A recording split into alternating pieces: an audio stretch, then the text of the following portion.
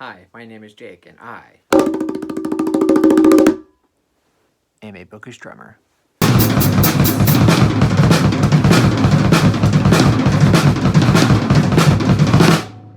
So in this video, I want to quickly mention some of my all-time favorite young adult and middle grade books. Now, I'll be honest, I'm not the biggest fan anymore of the young adult and middle grade age range. But occasionally, now and then, I will give young adult books a go, and sometimes I do like them. And just in general, there's a lot of young adult and middle grade books that I like to go back to even as an adult, and I can still enjoy them. And these are the books, the young adult and middle grade books, that over the years I've come back to again and again, even as an adult, and I can still enjoy them as an adult. And there are one or two books on here, actually I think three, that I've read as an adult for the very first time and still enjoyed them. So it's not like, young adult and middle grade is something that I avoid completely. I can still read in this age range and still enjoy them. But anyway, enough of the preamble. Let's jump right into it.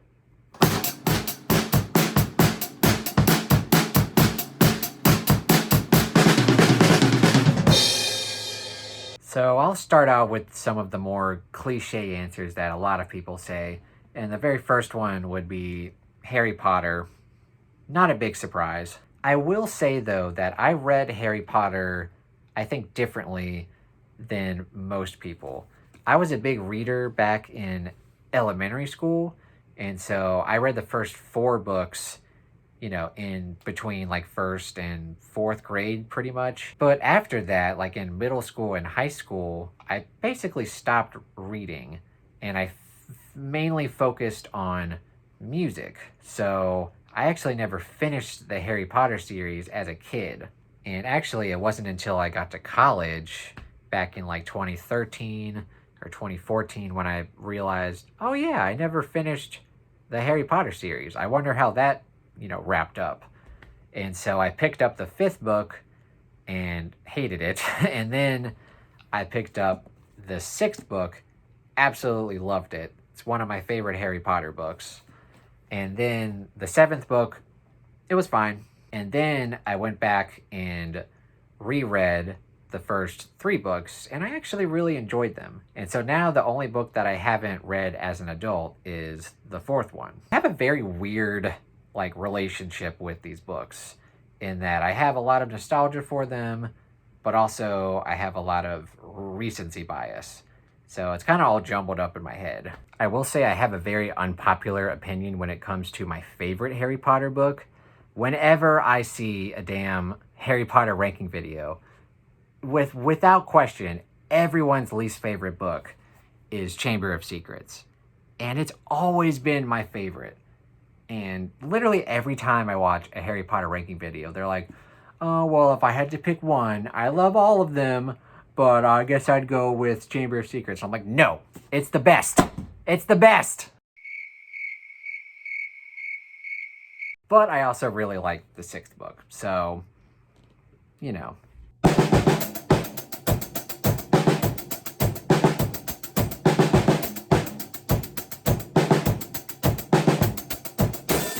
All right, so time for another cliche answer, but it would be the Hunger Games series, especially the first 2 books, Hunger Games and Catching Fire. I'm actually not a huge fan of the 3rd book. I even forgot the name there for a second, Mockingjay. I read these books, I think, in like 2012, 2013, and I just remember these books just being so engrossing and so addicting. Like, I remember reading Hunger Games. I started it at like 8 o'clock at night thinking like, oh, I'm just going to read a couple chapters, see what it's all about. Meanwhile, at 4 a.m., I'm reading the ending, and I'm like, God, how long has it been? Did I just read this whole book? I haven't gone back and reread them yet, and I'm not quite sure how well they're going to hold up for me, but I remember just having so much fun reading these.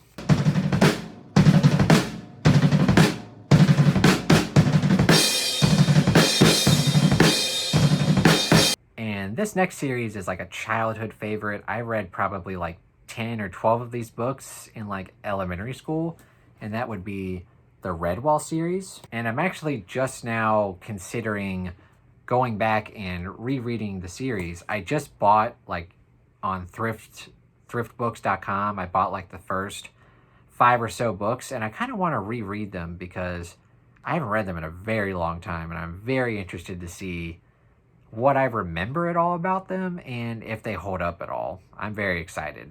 This next book I actually just read last month and very much enjoyed it as a 27-year-old man, and that would be The Knife of Never Letting Go by Patrick Ness. This book was pretty good. I gave it 4 stars, and it was very bingeable and addicting.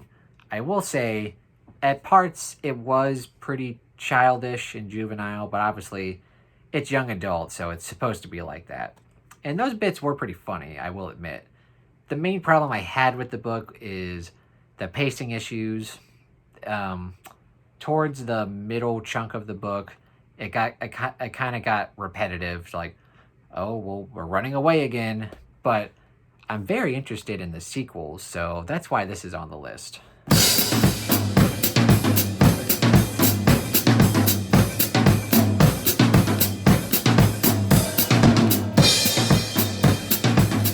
This next book is by a very prolific, very famous fantasy author. You might be able to guess who it is. You might not be able to guess what the book is, though, because I've actually tried reading some of his other young adult books, and they didn't quite do it for me. But The Arithmetist by Brandon Sanderson, this one was great. And while I liked this book, I wasn't a huge fan of Steelheart and that series.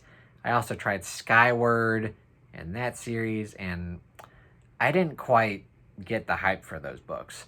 But this book, you know, it was pretty good, and I very much enjoyed it. I even think technically this is more of a middle grade book, which surprised me because I thought that I would much more enjoy his young adult series, but it was this one that I gravitated more towards. And of course it's Sanderson, so it's got a very unique magic system, and it really intrigued me because it was about chalk. And if you're someone who's my age, who is a kid, you might have watched a show, I don't remember what station it was on, but called Chalk Zone, where basically this guy could like draw with chalk and the stuff would come to life. It reminded me a lot about that, and I think that helped in my enjoyment because I kept remembering that show. But also the main character I really liked, and I really rooted for him because in this world, a lot of the people can do magic, and he's one of the only people who can't do it, and he just really wants to do magic, and he can't. So you kind of feel bad for him. And I think this book actually came out like a while ago, and it's supposed to have sequels, but the second book hasn't come out yet. So whenever that comes out, I'm sure it's not a huge priority for him at the moment, but whenever that comes out, I will definitely be picking it up. And the next book I have to talk about, I'm just remembering that I also read as an adult and very much enjoyed it. And it's by one of my favorite authors of all time, and that would be The Halloween Tree by Ray Bradbury. It's definitely not one of my all-time favorite Ray Bradbury stories. I would chalk that up to like The Illustrated Man or October Country. But this one, in and of itself, is just a very good, well-told children's story. And basically, it's about these kids who are essentially learning about different cultures and how they kind of celebrate Halloween and like the undead and all that stuff. And it's got really cool illustrations throughout the whole book. Let me see if I can find one. Yeah, it's got all kinds of illustrations throughout the book. It's definitely a very cool story that I'll probably be reading every Halloween now, and that's a cool thing to do. For this next book, like I said, I wasn't a huge reader in middle school, but one of the books that I absolutely loved and fell in love with was an R.L. Stine book called The Overnight. It's essentially a middle grade book, and it has the same basic premise as I Know What You Did Last Summer, except that this came out before that, so you could say that this inspired it. And I just remember like being really engrossed into the story as, I don't know how old I was, like 12 maybe, and just thinking that this was such a good story. And a few years ago, I kind of had like weird nostalgia for it, and I couldn't quite remember what the book was. I just knew that it was an R.L. Stine book, and I was like, what is the name of that book? So I frantically looked it up, and I found it, and I got it on eBay, and I read it, as an adult, I think a couple years ago, and it held up pretty well, and I enjoyed it. This next book, whenever I tell my friends that I actually really enjoyed this book, they're always very surprised because I'm such a huge fantasy, sci-fi, and horror fan. But I'll be honest, this is one of the best books I've ever read, and it would be The Fault in Our Stars. Like I said, I'm a huge fantasy, sci-fi, horror fan, so it doesn't really make much sense that I would gravitate to a story like this. It's a young adult romance, so it really doesn't make sense. But I picked it up one day. I saw it at a thrift store, and I was like, let's get a little out of my comfort zone, read something. But no way in hell was I expecting to love this book. I went into it with the lowest of expectations, and it was another one of those books where I started it, at like 7, 8 o'clock at night, and I could not stop reading it. I've already made my top 10 favorite books of all time, and I'll link that down below. But if I did like a top 25, maybe even like top 20 books of all time, this would probably be on there. That's how much I loved it.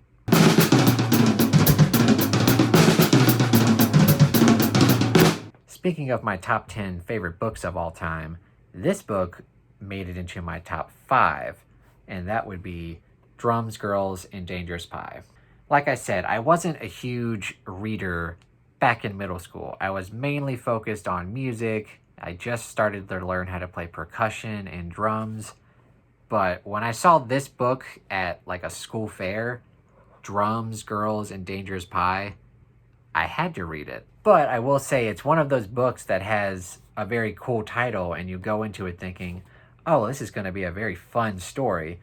But you get into it and you realize that it has very dark, and it's just a very dark book for a middle schooler to read, and it's got very important themes to it. And it's easily the book that I've read and reread the most times in my life. I read it as a middle schooler, high schooler, in college, and I'm pretty sure I've read it twice as an adult in like different stages of my life. So this book has meant a lot to me in various stages of my life, and it's a book that I see myself rereading a lot as I get older. And I also almost forgot to mention that for the longest time, I just assumed that this was a standalone book.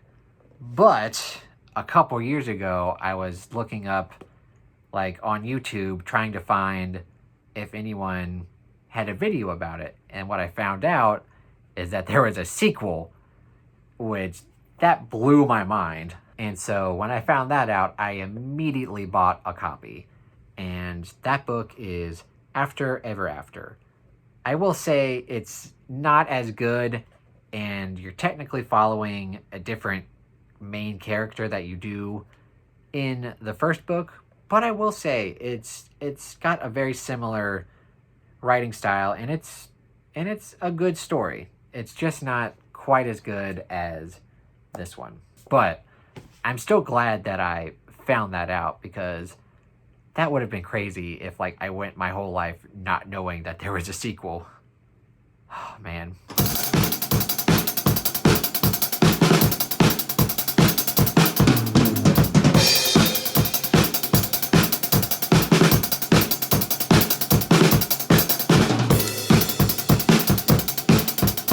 I'm sure there's books that I'm forgetting about, books that I read when I was a lot younger that I don't necessarily own anymore. But for now, this is a pretty good summation of my all-time favorite young adult and middle grade books. Anyway, what did you guys think of this video? Were there any books on here that you've read? Did you like any of these books? Did you not like some of these books? What are your all-time favorite young adult and middle grade books? Let me know down in the comments below. And as always, if you enjoyed the video, please give it a thumbs up and consider subscribing to my channel. Thank you so much for watching and have a great day.